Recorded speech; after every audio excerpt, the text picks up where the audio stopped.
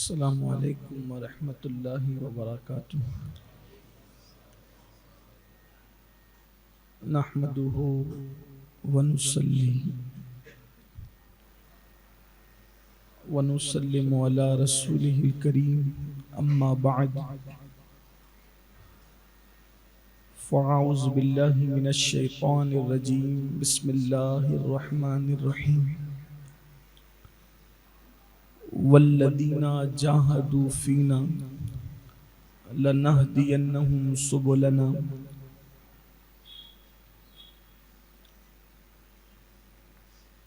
صدق اللہ العظیم۔ غوث اعظم بمن بے سر و ساما مدد، قبلہ دین مدد، کعبہ ایمان مدد، انتظار کرم تست من عینی را، اے خدا جو خدا بین و خدا دا مدد۔ بگردہ بے بلا افتادہ کشتی، ضعیفان و شکستہ را تو کشتی۔ بحق کے خواجہ عثمان ہارون، مدد کن مدد کن مدد کن یا معین الدین چشتی۔ بلند آواز سے پڑھنے الصلاۃ والسلام علیک یا رسول اللہ، الصلاۃ والسلام علیک یا نبی اللہ، الصلاۃ والسلام علیک یا حبیب اللہ، وعلی آلک واصحابک یا نور اللہ، صلی اللہ تعالی علیہ وسلم۔ تیرا ذرہ مہ کامل ہے یا غوث، تیرا ذرہ مہ کامل ہے یا غوث، تیرا قطرہ یم سائل ہے یا غوث۔ تو اپنے وقت کا صدیق اکبر، تو اپنے وقت کا صدیق اکبر، غنی و حیدر و عادل ہے یا غوث، غنی و حیدر و عادل ہے یا غوث۔ الوہیت ہی ایک احمد نے نہ پائی، الوہیت ہی ایک احمد نے نہ پائی، نبوت ہی سے تو عاطل ہے یا غوث۔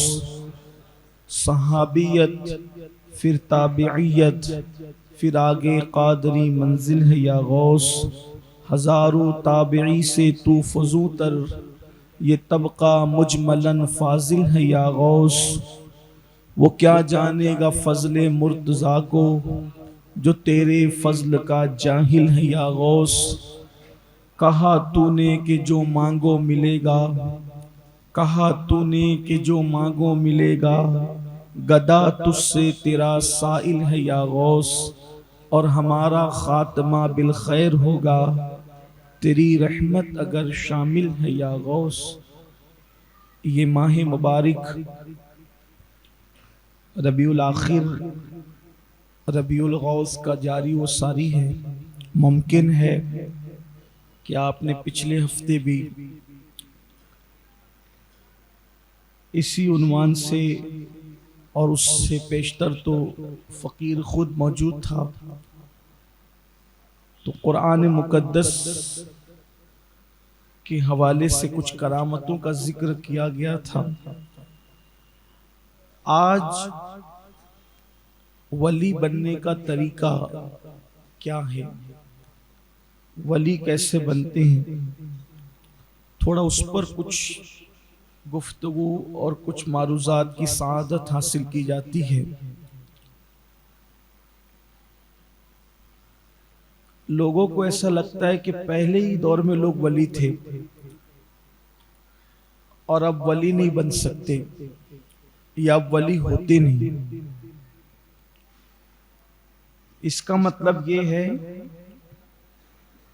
جو لوگوں کی سوچ ہے اس سے یہ کوئی مطلب نکال سکتا ہے کہ اللہ پہلے دیتا تھا اور اب نہیں دیتا، یہی مطلب ہوا۔ اللہ پہلے جس شان سے جو نعمت دیتا تھا اب بھی وہ نعمتیں اللہ تبارک و تعالی ویسے ہی عطا فرما رہا ہے. بس فرق اتنا ہے کہ جب لینے والے رہیں تو دینے والا دے گا، جب لینے والے ہی نہ رہے تو دینے والا تو دے ہی رہا ہے، وہ تو دینے کے لیے ہے. اس پر اقبال کا شعر آسانی سے سمجھ میں آ سکتا ہے بطور رہنمائی: ہم تو مائل بکرم ہے کوئی سائل ہی نہیں، راہ دکھلائے کسے راہ رو منزل ہی نہیں. یہ راستہ بتائے کس کو؟ مسافر ہی نہیں ہے چلنے والے.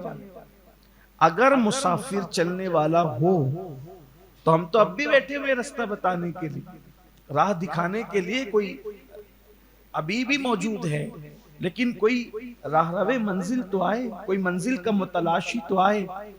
اب قرآن اس مضمون کو یوں بیان کرتے ہیں: وَالَّذِينَ جَاهَدُوا فِينَا لَنَهْدِيَنَّهُمْ سُبُلَنَا، کہ جو ہمارے راستے میں ہماری راہ میں کوشش کرتے ہیں ہم ان کے لیے راستے پیدا کر دیتے ہیں. راستہ نہیں، راستے. اس کا مطلب یہ ہے کہ کوئی بندہ طالب چاہیے، مطلوب کی طرف بڑھنے والا. کوئی بندہ طالب چاہیے مطلوب کی طرف بڑھنے والا. کوئی مقصود کی طرف لو لگا کر کے جب بڑھے تو پھر وہاں سے آواز آتی ہے کہ ہم خود ہی راستے پیدا کر دیتے ہیں. اب ولایت کا مطلب لوگوں نے یہ سمجھ رکھا ہے پانی پر چلنا، ہوا میں اڑنا اور مردے زندہ کرنا. اس میں سے کوئی بھی چیز ولایت نہیں. جس کو آپ ولایت سمجھتے ہو اس میں سے کوئی بھی چیز ولایت نہیں. دعا کر دے تو پانی برس جائے، کسی کو اولاد ہو جائے آپ کی دعا سے، اس کا کسی کا تعلق کرامت سے یا ولایت سے نہیں. آپ کہیں گے یہ کیا بات ہوئی، اب تک تو ہم یہ سنتے آئے تھے. ہمیشہ یاد رکھیے اگر آپ لفظ ولی پر غور کریں گے تو اس سے کوئی معنی ایسا نہیں نکلتا کہ اس سے اولاد آپ کسی کو دلا دیں یا پانی پر چلیں یا ہوا میں اڑیں.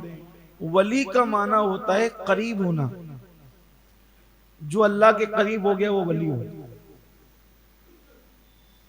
اس کو اور آسان سمجھیں کہ ایک مرتبہ رابعہ بصری دریا کے کنارے پر کسی کام سے آئی ہوئی تھی. اس وقت کے ایک بہت بڑے ولی بھی وہاں پر آئے تھے تو رابعہ کو دیکھا تو رابعہ تو تھی بہت بڑی. رابعہ سمجھ لو کہ ایسی ہستی ہے کہ بڑے بڑے ولیوں کو انہوں نے لاجواب کیا. ایک عورت ہو کر کے ایک مرتبہ رابعہ کا اندازہ لگائیں کیسی وہ تھی، عالمہ، فاضلہ، ولیہ. ایک مرتبہ حسن بصری بیان کر رہے تھے، توجہ کرنا کیسی رابعہ. مردوں کی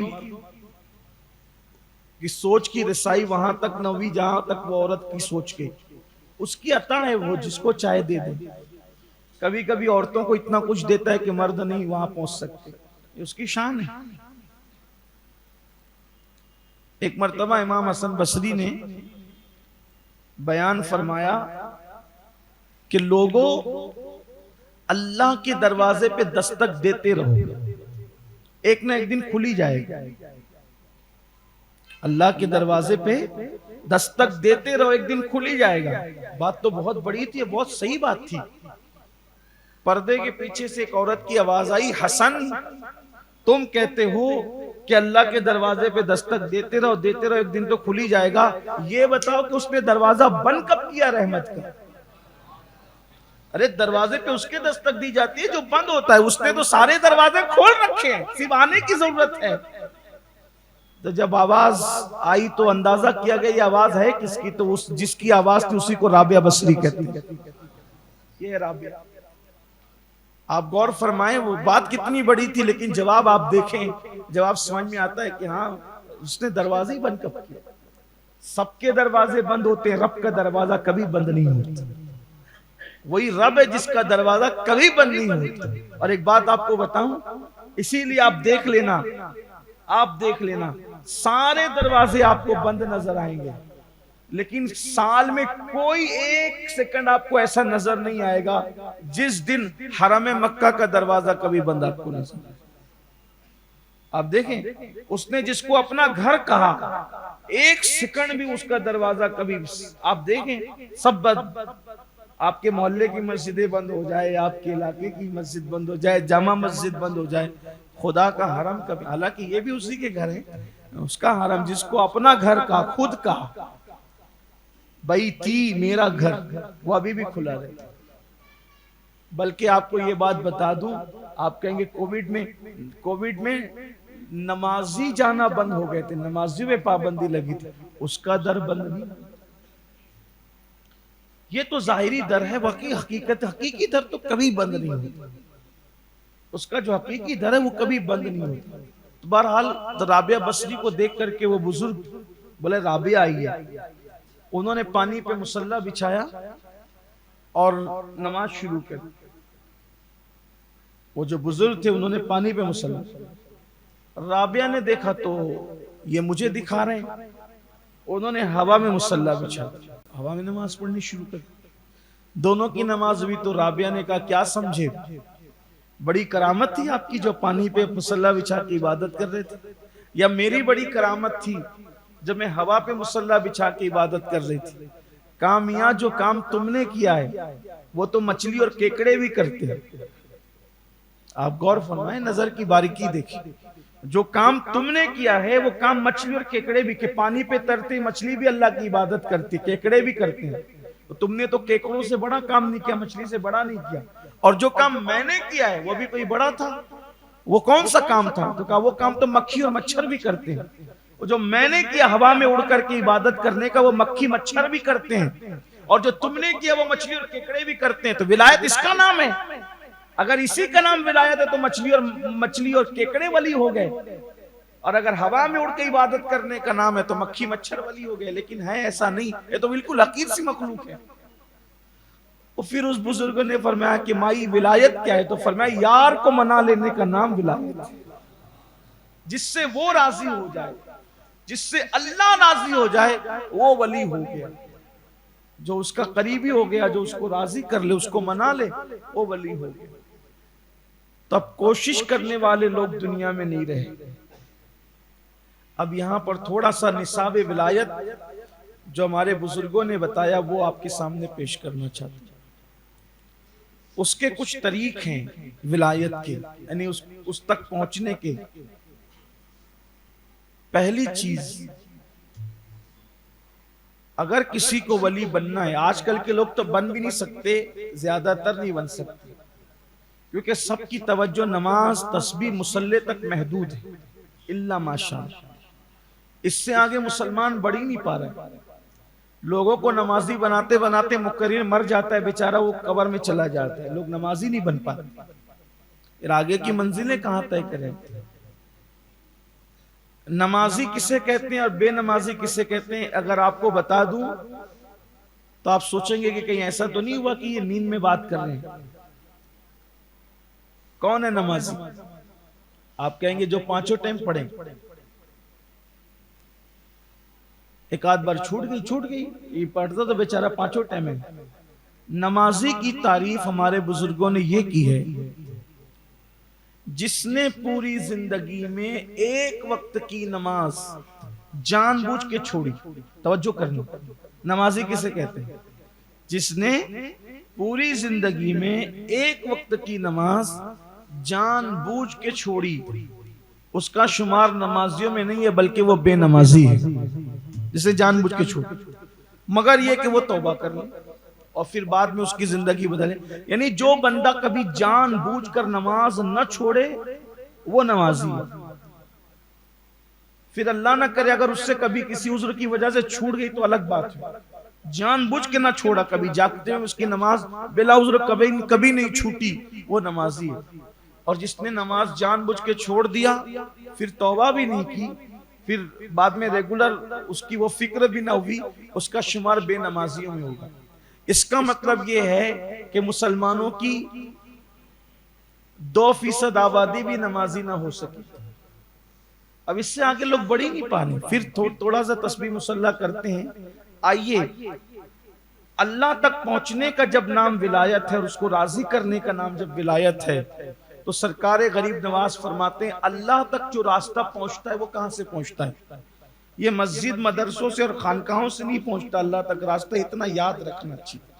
میں ذمہ داری سے عرض کر رہا ہوں، مسجد آتے ہو آتے رہو یہ چیز ٹھیک ہے، لیکن کچھ اور راز ہے یہ اللہ تک پہنچنے کا۔ سرکار غریب نواز رضی اللہ تعالیٰ فرماتے ہیں اللہ تک پہنچنے کا راستہ لوگوں کے دل سے ہو کے گزرتا ہے۔ اگر اللہ تک پہنچنا ہے تو لوگوں کے دل سے آپ کو گزرنا پڑے گا۔ یہ راز ہے جو ہم بھول چکے ہیں، اس لیے ولایت نہیں مل رہی۔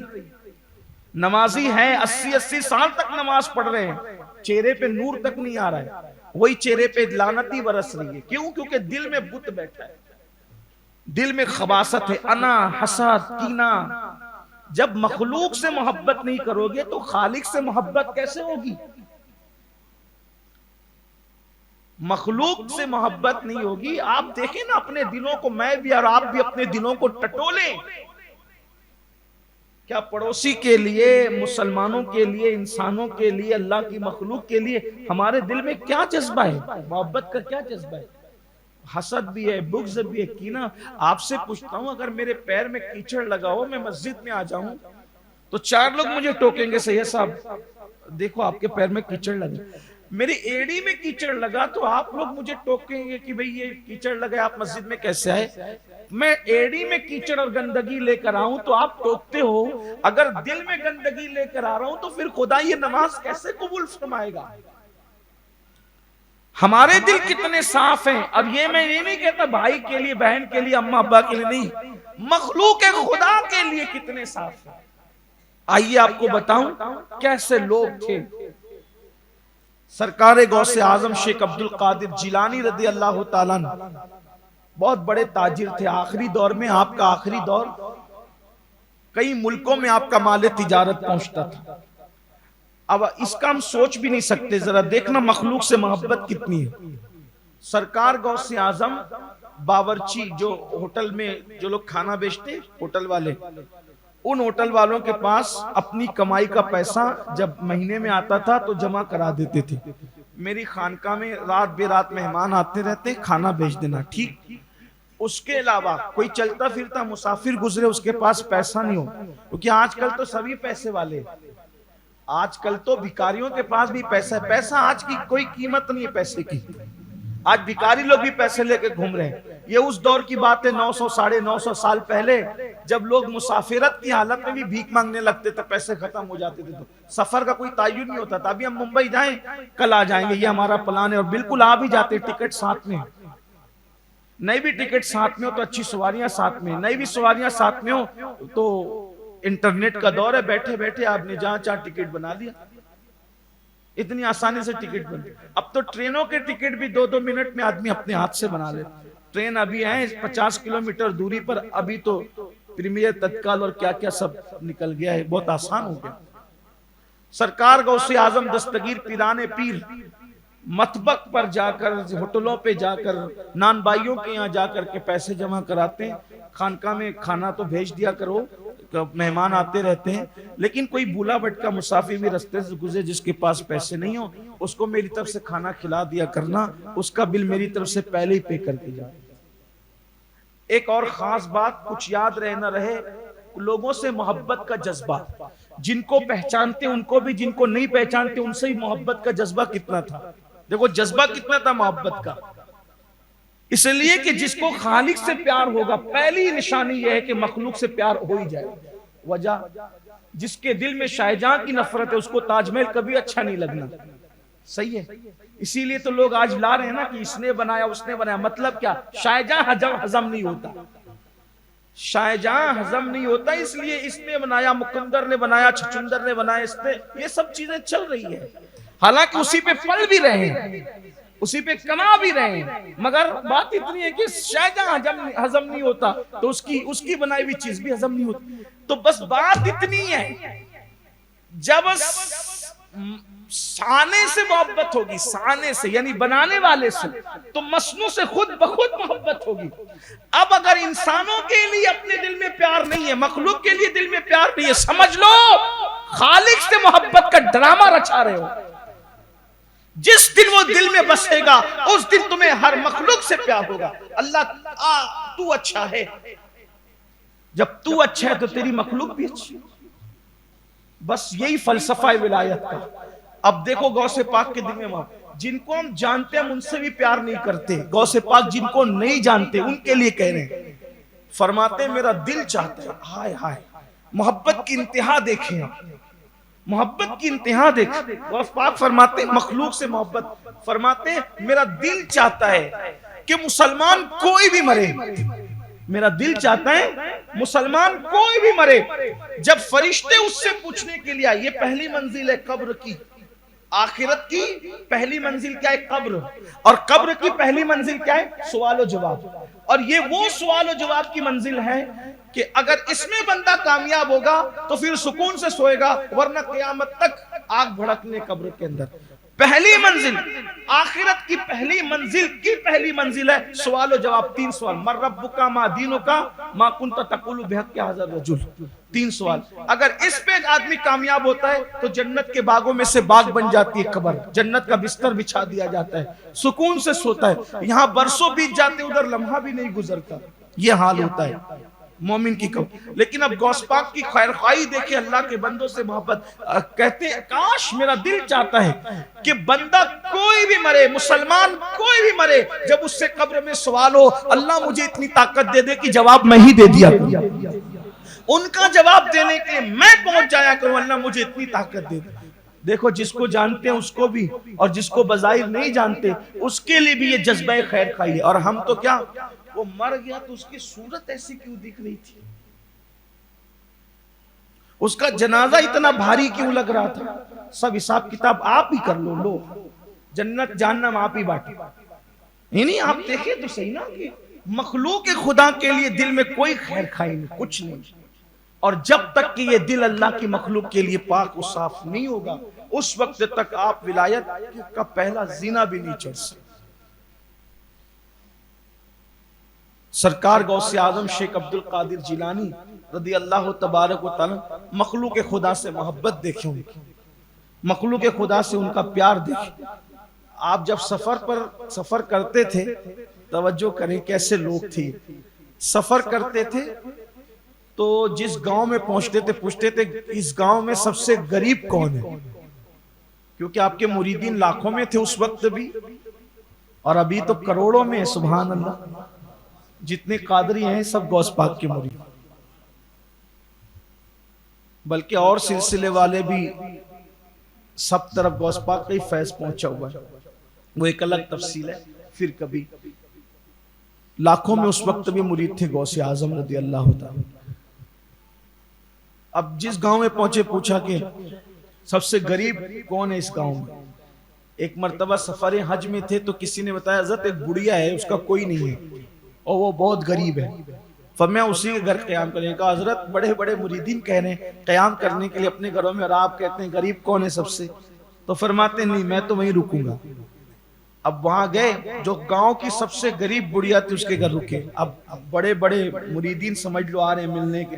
اب مرید لوگوں کے لیے یہ طریقہ ہے طریقت میں، تصوف میں، کہ جب بھی بزرگوں سے ملتے ہیں تو خالی ہاتھ نہیں ملتے لوگ. حالانکہ ہم سنیوں کا اس پہ مذاق اڑاتے ہیں، مگر بہرحال ہمارے یہاں طریقہ یہی. ہمارے مخدوم سرکار مخدوم اشرف جہانگیر سمنانی فرماتے ہیں بزرگ و زمین کے اوپر ہو یا زمین کے اندر ہو، اس کے پاس جاؤ تو خالی ہاتھ مت جاؤ، کچھ نہ کچھ لے کے جاؤ، کیونکہ تم کچھ لے جاؤ گے تو پھر کچھ لے کر آؤ گے. جو خالی ہاتھ نہیں جاتا بزرگوں کے یہاں، وہ خالی ہاتھ بھی واپس نہیں آتا. یہ طریقہ ہے ہمارے یہاں. ایک طریقہ ہے بزرگوں کی یہاں حاضری دینے کا. اسی لیے اگر اندر ہے تو عطر لے جائیں گے, خوشبو لے جائیں گے, پھول لے جائیں گے, چادر لے جائیں گے, اور اگر زمین کے اوپر ہے تو ان کی کوئی ضرورت کی چیز کچھ بھی لے کر جائیں. ٹھیک. تو اب غوث پاک جس کے گھر رکیں, اب جو مرید آ رہا ہے وہ کچھ نہ کچھ لے کر آ رہا ہے, جو آ رہا ہے وہ کچھ نہ کچھ لے کر آ رہا ہے, جو آ رہا ہے وہ کچھ نہ کچھ, سب جمع ہو رہا ہے. جب آپ گھر سے نکلنے لگے تو جتنا نظر آیا تھا سب نظرانہ. فرمایا جس کے گھر رکے تھے یہ میں اسی کو نظر کرتا ہوں. گھر میں آئے تھے تو بڑھیا سب سے زیادہ غریب تھی, اس کے گھر سے نکلے تو پورے گاؤں میں سب سے زیادہ مالدار ہو چکی تھی. یہ بزرگوں کا طریقہ. سرکار غوث اعظم. اچھا, مخلوق خدا سے ہم محبت بھی کرتے تو اللہ کے لیے نہیں کرتے, کوئی نہ کوئی ضرورت ہوتی ہے. مطلب اس سے محبت یہ سمجھ لیجئے اس کا ٹرانسپورٹ کا کاروبار ہے. ایک ایگزامپل دے رہا ہوں. اب مجھے تھوڑا سا کچھ منگانا بھیجنا پڑتا ہے تو ٹرانسپورٹ والے سے دوستی کر لوں گا. مطلب اللہ کے لیے نہیں, اللہ کے لیے نہیں ہے. کس کے لیے؟ ٹرانسپورٹ کا کام پڑے گا. اس لیے کسی کی رکشہ ہے, بچے کو اسکول بھیجنا رہتا ہے, رکشہ والے سے پیار کر لیا, محبت کر لیا. کس کے لیے؟ آنے جانے کے لیے. یعنی بندہ اللہ کا بندہ نہیں ہے, بندہ ضرورت کا بندہ. یہی سب ہو رہا ہے. اب آپ مجھے بتائیں, جو خدا کو بھی معاذ اللہ, جو خدا کو بھی اپنی ضرورت پر ترجیح نہ دے, خدا اس کو ولایت دے گا؟ اس بدبخت کو, منافق خود غرض کو آپ بتائیں. ولایت تو آج بھی بانٹ رہا ہے, وہ قرب تو آج بھی تقسیم کر رہا ہے, اس کے دروازے تو کھلے ہوئے ہیں. کوئی آئے تو صحیح نا. یہاں تو مفاد مفاد مفاد اور مفاد ہی ہے. میں اپنے دوستوں سے کہتا ہوں, لوگ دعوت میں بھی جاتے ہیں تو دیکھ کے جاتے ہیں آدمی کی پوزیشن کیا ہے. اس کے یہاں پلاؤ بنے گا, بریانی بنے گی کہ دالچا بنے گا, یہ دیکھ کے جاتے ہیں. پھر پلاؤ بنے گا تو بھی کس کوالٹی کا بنے گا, باریک چاول کا کھانا ہوگا یا موٹے چاول کا کھانا ہوگا. اگر کئی دعوتیں ٹکرا جائیں تو سب سے بہترین کھانا جاؤ گا وہاں جائیں گے. اس کا مطلب دعوت میں بھی کھانے کا بندہ ہے, خدا کا بندہ کہاں ہے؟ آپ دیکھیں تو صحیح, جو قوم خدا کا بندہ نہ بن سکے وہ خدا کا ولی کیسے بن سکے گی؟ آپ تو باریک چاول کے بندے بنے نا, آپ تو دالچے کے بندے بنے. بھئی جس کے لیے سفر کر رہے ہو پھر بندگی کس کی ہو رہی ہے؟ آپ بتائیں بندگی ہو کس کی رہی ہے؟ میں تو لوگوں سے کہتا ہوں سب بنے, بندے تو بنو نا. جس دن مسلمان خدا کا بندہ بنے گا اس دن سارے بادشاہوں کے تاج مسلمانوں کے قدموں میں پڑے نظر آئیں گے. مقام بندگی وہ ہے, اقبال نے کہا تھا کہ مقام بندگی دے کر نلو شان خدا بندی. مقام بندگی وہ ہے جو مقام بندگی پر فائز ہو جاتا ہے, پھر بادشاہ اس کے قدموں میں سر جھکاتے ہیں. لیکن مقام بندگی تک پہنچ ہی نہیں رہے. جنازے میں جا رہے ہیں اس لیے کہ اس کا بیٹا دیکھے گا تو اس سے دوستی پکی ہو جائے گی. یعنی سب مفاد مفاد مفاد. اللہ اللہ اللہ اللہ اللہ پر کبھی نظر ہے ہی نہیں, اس کی رضا پر کبھی نظر نہیں. جو مقصود تھا اس کو بھول گئے, جو مطلوب تھا اس کو فراموش کر گئے.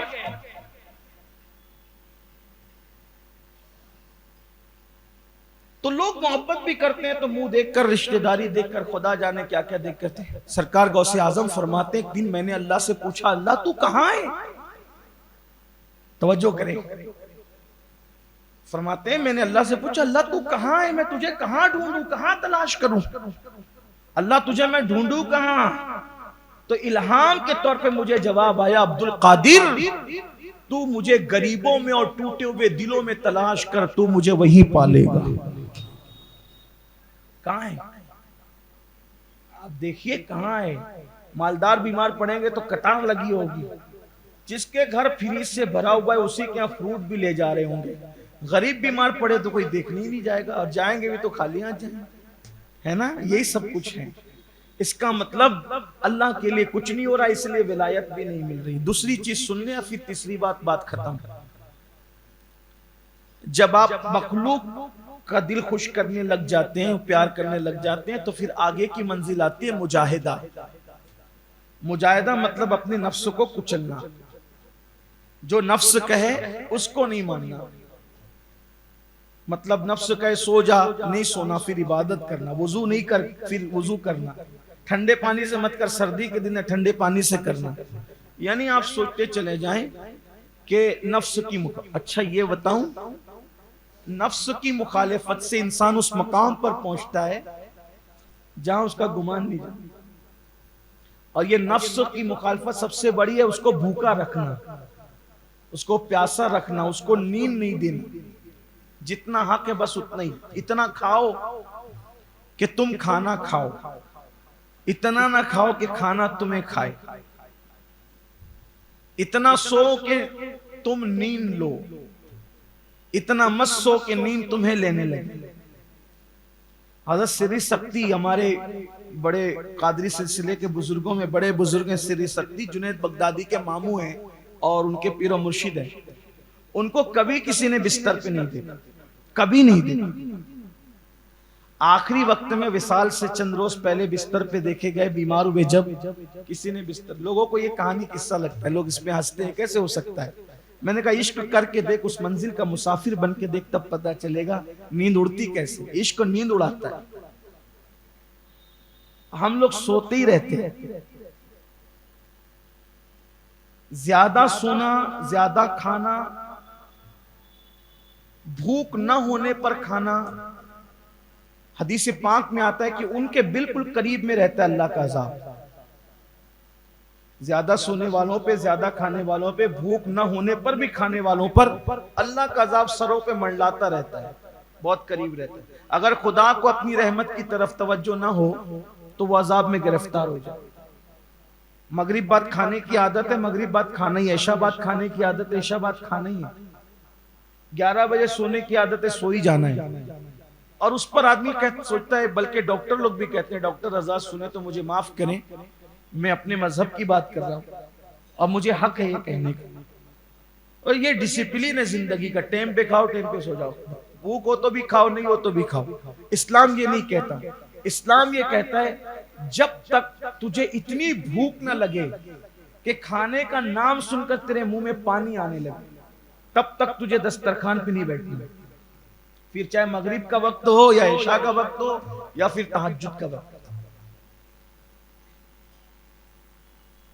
حالانکہ ہمارے ایسا نہیں ہے.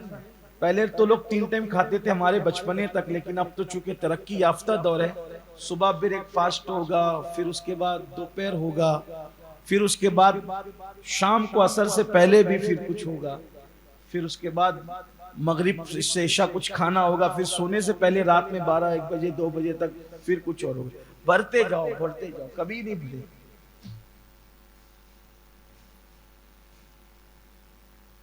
نفس کی مخالفت، اس پر ایک بات سن لیں. میں چاہتا ہوں کہ آج وقت پہ جماعت کھڑی ہو، کیونکہ میں جب بھی آتا ہوں شاید آپ کے یہاں جماعت وقت پہ کھڑی نہیں ہو پاتی. اس کا مجھے احساس رہتا ہے کہ میں آتا بھی کبھی کبھی ہوں. ایک عیسائی تھا، نصرانی جس کو کرسچن بھی کہتے ہیں، عیسائیوں کا راہب تھا، فادر ان کا پادری. وہ جس کو جو دعا دیتا تھا وہ اس کے حق میں قبول ہو جاتی، جس کا جو علاج کرتا تھا اس کو شفا مل جاتی. تو لوگ مسلمان دھیرے دھیرے اس راہب سے، عیسائی سے قریب ہونے لگے. ایک مسلمان کو، ولی کو پتا چلا، اللہ کے ولی کو، تو سوچا کہ یار یہ عیسائی اگر ایسے گمراہ ہے، باہر ظاہر سے بات ہے، لیکن لوگوں کو فائدہ تو پہنچ رہا ہے. کبھی کبھی کافروں سے ہی فائدہ پہنچ جاتا ہے، اتنا یاد رکھنا، فائدہ تو پہنچ رہا ہے. اب لوگ اس کے چکر میں آ کر کے کہیں گمراہ نہ ہو، عیسائی نہ ہو جائے، مذہب نہ چینج کرنے لگے.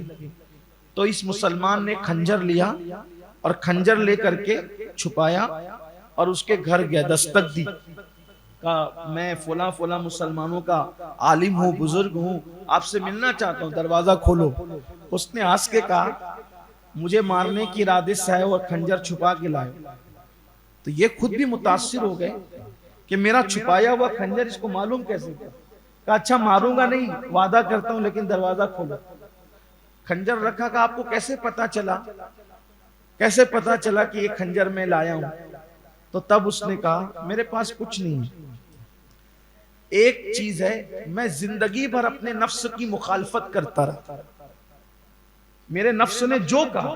دیکھو ایک ہے دل، ایک ہے نفس. دل کیا چاہتے ہیں، نفس کیا چاہتا ہے، یہ الگ بحث ہے. یہ آپ کسی سچے پیر سے سنیں گے. یہ پیری مریدی کا جو سلسلہ اسی لیے ہے تاکہ یہ سب باتیں وہ آپ کو سکھائے. اشارہ صرف دے دیتا ہوں. دل ہمیشہ نیکی کا حکم دے اور نفس ہمیشہ برائی کا حکم دے. جب نیکی کی طرف رہنمائی ہو تو سمجھو کہ دل کہہ رہا ہے، اور برائی کی طرف جب کوئی کھینچے تو سمجھ لو کہ نفس کہہ رہا ہے. اس پہ بھی ایک بہت دلچسپ واقعہ ہے، لیکن ادھر جاؤں گا تو میں اپنے اصل عنوان سے ہٹ جاؤں گا. لیکن چلیں اس کو بھی اختصار سے پڑھ دیتا ہوں، سن لیں اس کو. ایک بار حضرت مالک ابن دینار ایک راستے سے گزر رہے ہیں. دیکھا ایک چھوٹا سا بچہ ہے جو روتا جا رہا ہے اور لکڑیاں چنتا جا رہا ہے. روتا جا رہا ہے، لکڑیاں چنتا جا رہا ہے. مالک بن دینار نے سوچا کہ یہ لڑکا چھوٹا ہے، اس کو سلام کرو. فوراً خیال ہے چھوڑ یار بچہ تو، اس کو کیا سلام کرنا. ایسے ہی ہوتا ہے. یہ جو اندر کا یہ نفس ہے نا، یہ اس کو کچھ لیں، پھر دیکھیں مٹ جائے یہ خودی تو وہ جلوہ کہاں نہیں. جب مٹا دی اپنے آپ کو پھر ہر جگہ یار ہی یار کا جلوہ. پھر دیکھتے رہو، مزے لیتے رہو. تو مالک بن دینار نے سوچا بچہ ہی تو ہے، بغیر سلام کیے ہوئے گزر گئے. ادھر گزرنا تھا کہ دل میں خیال آیا مالک الدینار جب اللہ کے رسول، اللہ کے محبوب اعظم ہو کر مدینے کے چھوٹے چھوٹے بچوں کو سلام کرتے تھے تو کون ہوتا ہے؟ بچہ سوچ کر کے چھوڑنے والا فوراً پلٹ کر آیا اور کہا السلام علیکم. تو جیسے کہ السلام علیکم تو بچے نے سر اٹھا کے کہا وعلیکم السلام یا مالک ابن دینار. یہ لرز گئے وہ بچے. تو اللہ والا معلوم ہوتا ہے، تو میرا نام بھی جانتا ہے، میرے باپ کا نام بھی جانتا ہے. کہا ہاں، عالم ارواح میں تیری میری روح بازو بازو میں کھڑی تھی جب اللہ فرما رہا تھا لست بربکم، کیا میں تمہارا رب نہیں ہوں؟ تو جو جواب دے رہے تھے تو ہم بازو بازو میں کھڑے تھے. تم مجھے بھول گئے، میں تم کو نہیں بھولا. او بچے تو بڑا عارف ہے، بہت بڑا عارف ہے، تو یہ سب باتیں کرتا ہے. تیرے ماں باپ نے تجھ پہ ظلم کیا. کہا ظلم نہیں کیا، کوئی ظلم نہیں کہ میرے ماں باپ نے مجھ پہ. میں خود آیا لکڑی کاٹنے. تو کہا پھر رو کیوں رہا ہے؟ بچے کو کام کرنے جان پہ آتا تو بچے روتے، تو کیوں رو رہا ہے؟ کہا میں اس لیے نہیں رو رہا ہوں کہ مجھے کام کرنا جان پہ آ رہا ہے، میں خود ماں باپ کے کام میں ہاتھ بٹانے کے لیے لکڑیاں چننے آیا ہوں. کہا پھر کیوں رو رہا ہے؟ رو اس لیے رہا ہوں لکڑی دیکھ کر کہ میری ماں کے پاس جب میں یہ لکڑیاں چن کے لے جاتا ہوں تو میری ماں بڑی بڑی لکڑیوں کو آگ میں ڈالتی ہے، چولہے میں ڈالتی ہے، جلاتی ہے. جب بڑی لکڑیوں سے آگ نہیں جلتی تو چھوٹی چھوٹی لکڑیاں ڈال کر کے آگ سلگاتی ہے. تو میں سوچتا ہوں کہ اللہ نے قرآن میں فرمایا جہنم کا ایندھن انسان اور پتھر ہے. تو جب وہ تم جیسے بڑے بڑوں کو جہنم میں ڈالے گا آگ بھڑکانے کے لیے، تو آگ جب نہیں بھڑکے گی تو پھر ہم جیسے بچوں کو بھی کہیں وہ جہنم میں نہ ڈال دے. جیسے میری ماں چھوٹی چھوٹی لکڑیاں ڈال کر کے بھڑکاتی ہے تو ویسے ہم بچوں کو بھی ڈالنا ڈال. اس لیے سوچ کے رو رہا ہوں او بچے تو بہت بڑا بہت شان والا ہے. مجھے کچھ سوال پوچھنے، میرے اس سوال کا جواب میرے استاد بھی نہ دے سکے، اساتذہ بھی نہ دے سکے، تو میرے سوال کا جواب دے گا؟ کیا کا سوال یہ ہے کہ دل اور نفس میں فرق کیا ہے نا؟ آگئی بات. نفس کسے کہتے ہیں اور دل اور نفس میں کیا فرق ہے؟ تو اس بچے نے کہا اے مالک، جب تو مجھے سلام کرنا چاہتا تھا، دیکھیں جب تو مجھے سلام کرنا چاہتا تھا تو تیرے دل تو تجھے کیا خیال آیا؟ ارے بچہ ہی تو ہے، اس کو کیا سلام کرنا. ٹھیک یہی آیا تھا تیرا خیال. پھر تو آگے چلا گیا. پھر اچانک خیال آیا ارے جب اللہ کے رسول بچوں کو سلام کرتے تھے تو میں کون ہوتا ہوں، مجھے اس کو سلام کرنا چاہیے. تو جس نے تجھے یہ کہہ کر کے غرور دلایا کہ بچہ ہی تو ہے کیا سلام کریں، وہ تیرا نفس تھا، وہ تیرے نفس کی آواز تھی. اور جس نے تجھے واپس میرے پاس بلایا کہ جب رسول اللہ سلام کرتے تھے بچوں کو تو کون ہوتا ہے بچوں کو سلام نہ کرنے والا، وہ تیرے دل کی آواز تھی. یہ فرق ہے نفس میں اور دل میں. یہ باتیں تو 1 گھنٹے کی محفل میں نہیں ہو سکتی. پھر اس کے لیے تو آپ کو کسی شیخ کامل کے پاس بیٹھنا پڑے گا. آپ صرف کپڑا پکڑ کے مرید ہو کر کے آگے نہیں بڑھ سکتے جب تک کہ آپ زانو تلمس طے نہ کریں کسی صاحب دل کے پاس. تو یہ ہے نفس. اب وہ عیسائی کہہ رہا ہے, جب اس سے اس مسلمان نے بات ہے نہیں یاد ہے وہاں سے ہم جو چلے تھے, وہ عیسائی کہہ رہا ہے کہ میں نے اپنے نفس کی مخالفت کی, مطلب جو غلط باتوں کی گناہ کی دعوت دیتا رہا میں مخالفت کرتا رہا, نفس کی مخالفت کی. اچھا کبھی کبھی آدمی دل اور نفس کی بات میں مغالطے میں پڑ جاتا ہے. یہ دل کہہ رہا ہے کہ نفس کہہ رہا ہے نہیں پتا. یہ معرفت بھی اس وقت نصیب ہوتی ہے جب اللہ کا کوئی کامل بندہ آپ کی رہنمائی کے لیے مل جاتا ہے. اللہ پاک مجھے بھی عطا کرے اور آپ کو بھی عطا کرے. اور آپ سے ایک بات کہتا ہوں, جب کوئی نہ ملا کرے تو 2 میں سے کوئی ایک کام کرے. درود شریف کثرت سے پڑھے, درود شریف کثرت سے پڑھے, تلاوت قرآن کثرت سے کرے, راستہ خود ہی ملے گا. اور غوث اعظم سے تمسک کر لیں, ان سے دلی طور پہ قلبی تعلق پیدا کر لیں, وہ خود ہی ڈائریکٹ رہنمائی فرمانے لگتے ہیں. جب کوئی بندہ یہ 2 کام کرنے لگتا ہے پھر وہاں سے رہنمائی آتی ہے, ہاتھ پکڑ کے کھینچ لیا جاتا ہے. تو اس عیسائی نے کہا کہ میں اپنے نفس کی مخالفت کرتا ہوں تو مجھے یہ سب دکھنے لگا, کشف ہو گیا, اور میں جس کو جو دیتا ہوں وہ اس کو شفا ہو جاتا ہے نفس کی مخالفت کرتے کرتے. اب اس مسلمان کو اللہ کے بندے کو موقع مل گیا کہ دیکھو ایک بات پوچھتا ہوں, آپ سچ بتانا, تم کو تمہارے نفس نے جو کام کہا تم نے اس کی مخالفت کی؟ کہا بالکل کی. تو اس مقام پہ پہنچے نا؟ کہا بالکل پہنچ گیا. تو کہا ایک بات کہتا ہوں, اب ذرا دیکھنا کہ نفس مخالفت کرتا ہے یا موافقت کرتا ہے. کہا ابھی تک عیسائی ہو, کلمہ پڑھ کے مسلمان ہو جاؤ. بولو نفس کیا کہہ رہا ہے؟ کہا نفس مخالفت کر رہا ہے, نہیں بولتا ہے مسلمان ہونے کو. تو کہا تمہارا اصول کیا ہے؟ کہا جب بھی نفس نے کچھ کہا میں نے اس کو ریجیکٹ کیا. کہا کر دو. اس نے کلمہ پڑھا, مسلمان ہو. نفس کی مخالفت اتنی بڑی چیز. نفس کا کھانے کا تھوڑا سا کم کرو, بیٹھو بھوکے کھاؤ.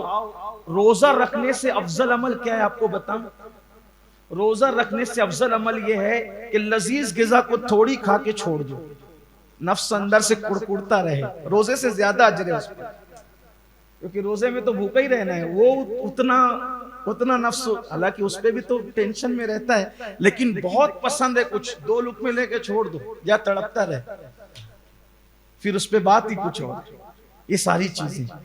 آخری بات عرض کرتا ہوں, ایک ہو گیا مخلوق سے محبت, یہ نصاب ولایت. نمبر 2 ریاضت اور مجاہدے, نفس کو کاٹنا, اس کو توڑنا. اور نمبر 3 دل کو صاف کر لینا اللہ کے. یہ پہلے نمبر کی بات تھی لیکن لایا تیسرے نمبر پر. اس دوست و دشمن کسی کے لیے دل میں کوئی کینہ نہ ہو. پہلی بات اپنا کوئی دشمن ہی نہ ہو. کیوں نہ ہو؟ کیونکہ جب مخلوق یار کی ہے تو پھر اس کو نہ دیکھیں, کس کے لیے پیار کریں؟ یار کی. آپ نے سنا ہوگا نا, اگر سونا کیچڑ میں گر جائے, کیچڑ نہیں دیکھا جاتا, سونے کے لیے کیچڑ میں تو ہاتھ ڈالنا ہی پڑتا ہے. صحیح ہے. جب سونے کے لیے کیچڑ کو برداشت کرتے ہو تو پھر اس یار کے لیے اس کی مخلوق کی جفاکشی کو کیوں برداشت نہیں کرتے؟ چھوڑ دو ان کو ان کے حال پہ. سب کے لیے دل پاک و صاف رکھو, پھر دیکھو کیسے کرم ہوگا.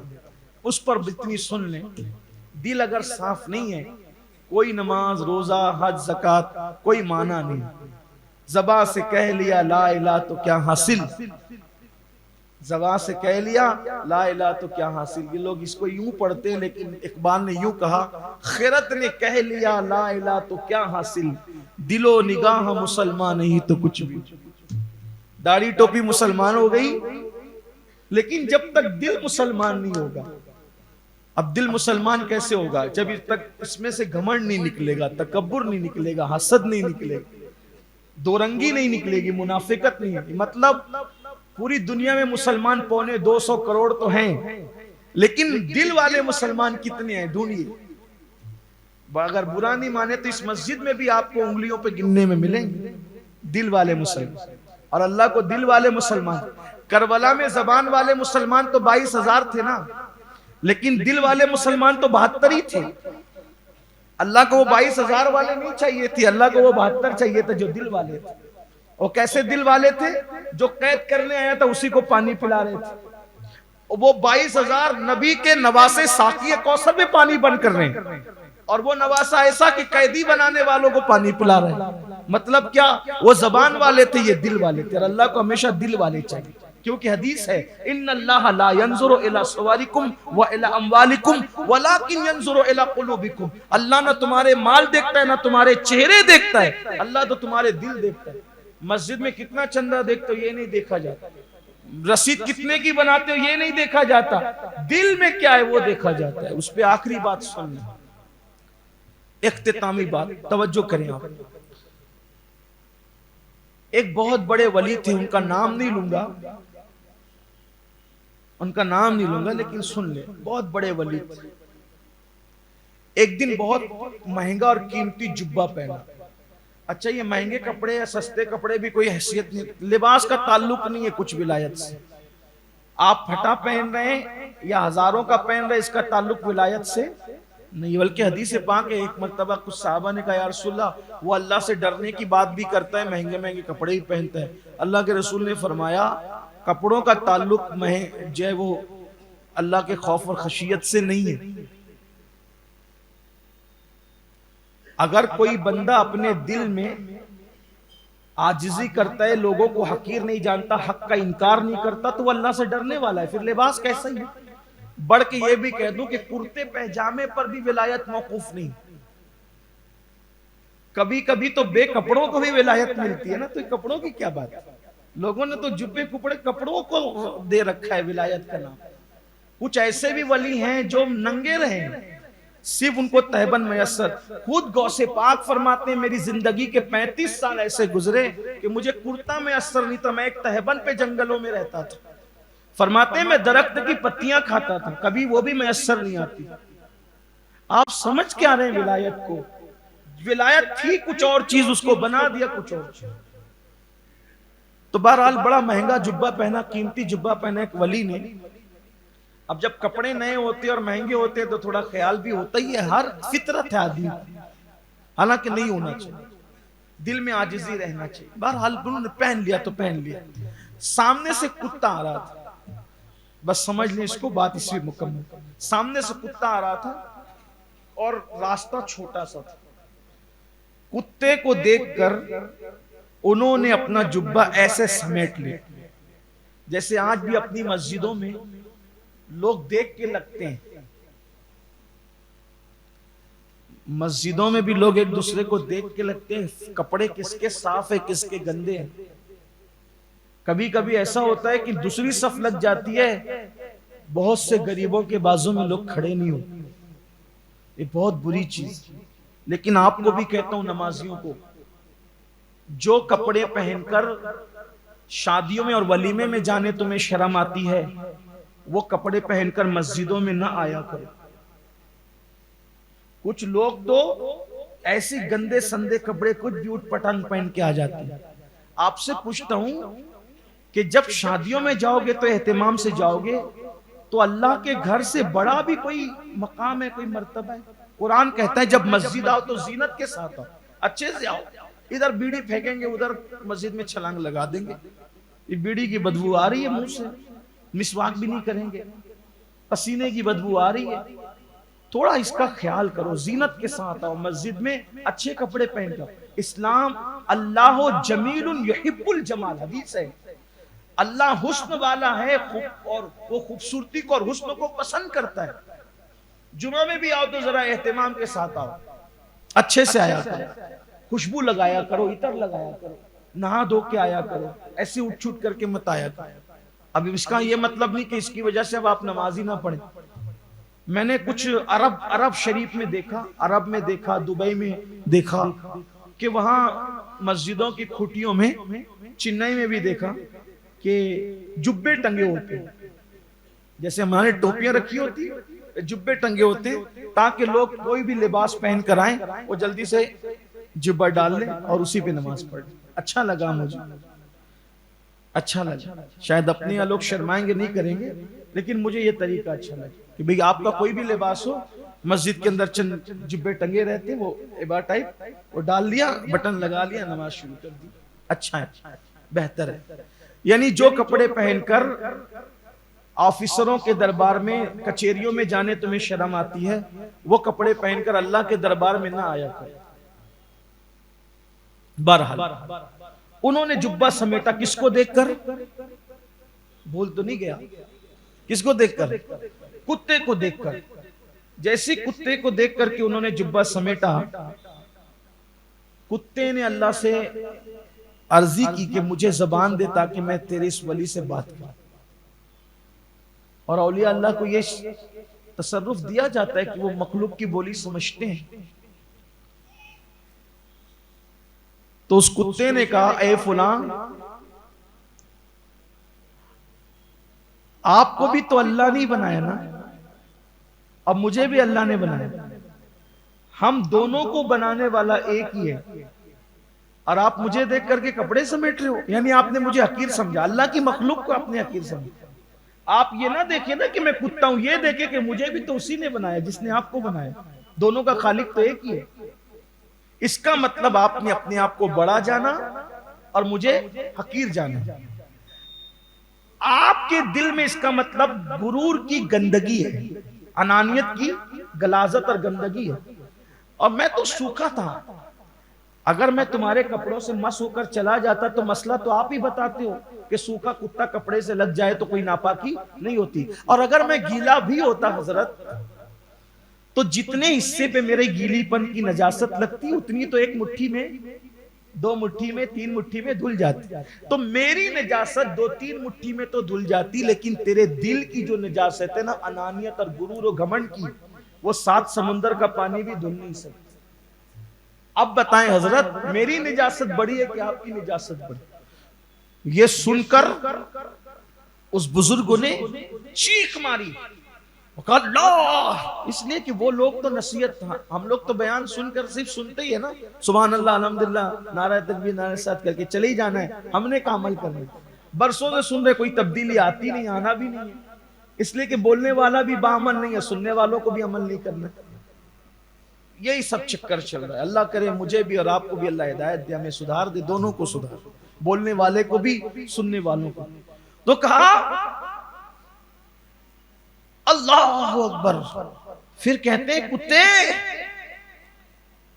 تو بہت پیاری پیاری باتیں کرتا ہے، بہت اچھی اچھی باتیں کرتا ہے، نصیحت تو کر رہا ہے، کیا میں کچھ دن تیری صحبت میں رہوں اس طرح کی اچھی بات سننے کے لیے؟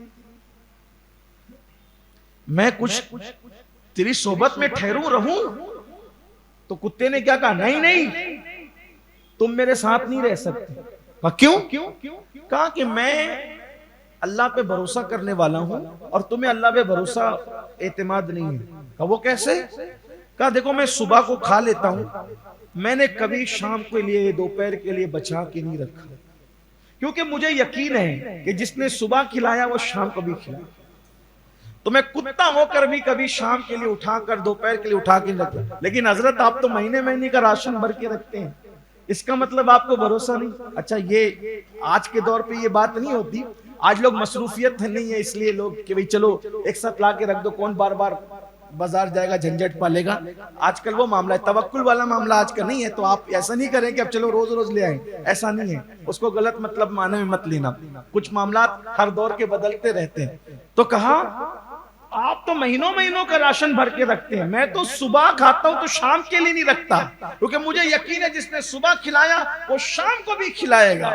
اور آپ تو بہت دنوں کا بنا بچا کر کے رکھتے ہیں، اس لیے آپ میرے ساتھ نہیں رکھ سکتے، جاؤ اپنا رستہ لو. اس بزرگ نے چیخ ماری، بے ہوش ہو کے زمین پہ گرے، کتا چلا گیا. مرید آئے، اٹھا کے لے گیا. حضرت کیا ہوا؟ تو دل پکڑ کے کہتے ہیں جو کتے کے قریب رہنے کے قابل نہیں، جو کتے کے قریب رہنے کے قابل نہیں، جو کتے کی دوستی کے قابل نہیں، وہ اللہ کی دوستی کے قابل کب ہو سکتا ہے؟ یہ ہے ولایت کا فلسفہ. اللہ ہم سب کے حال پہ رحم فرمائے.